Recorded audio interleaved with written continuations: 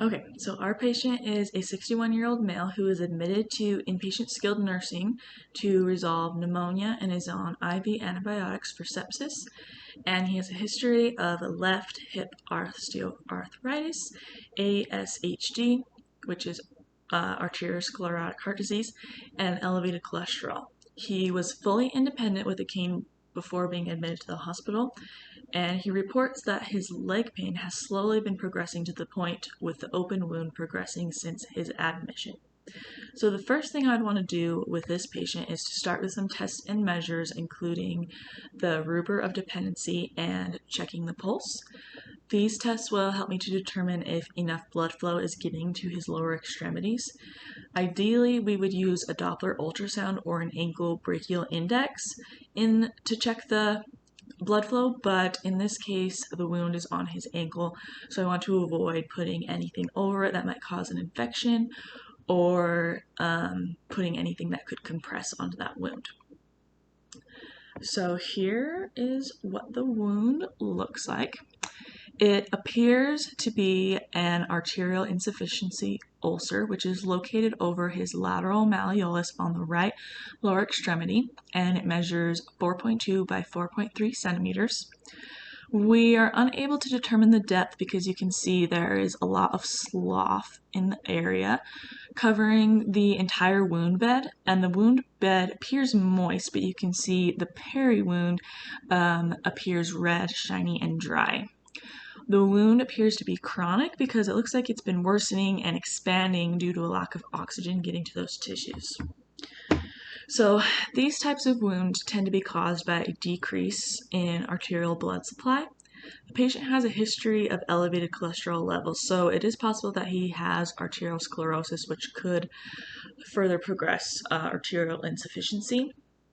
We want to educate this patient on the importance of managing his cholesterol and his blood pressure in order for the wound to heal and to prevent any similar wounds from occurring in the future.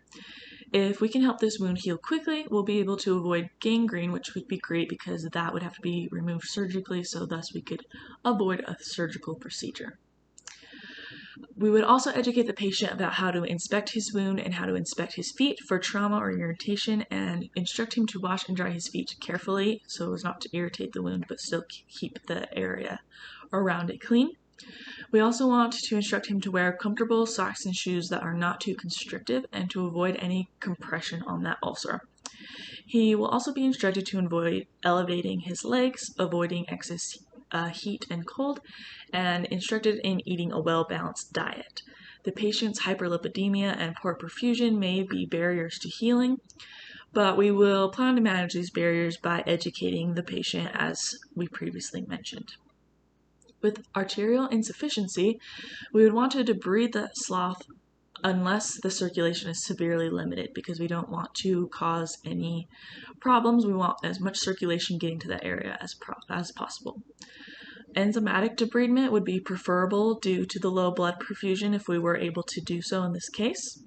And then to treat the wound, I would want to apply a moisturizing lotion daily, and if needed, we can put a cotton toe spacers between the toes. I would probably choose to use an occlusive dressing or an amorphous dressing or amorphous hydrogel, because these are the best dressings that will promote a moist environment while still preventing the wound from getting infected.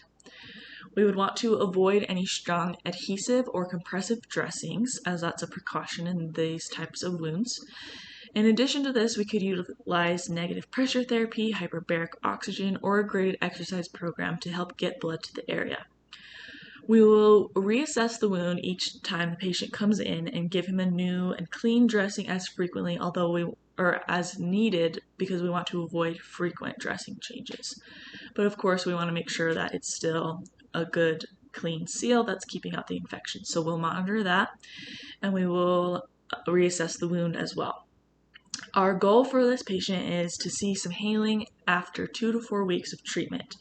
If we do not see any progression of the wound in that time, we will have to reevaluate our plan of care and maybe try some other interventions to get the best results for this patient.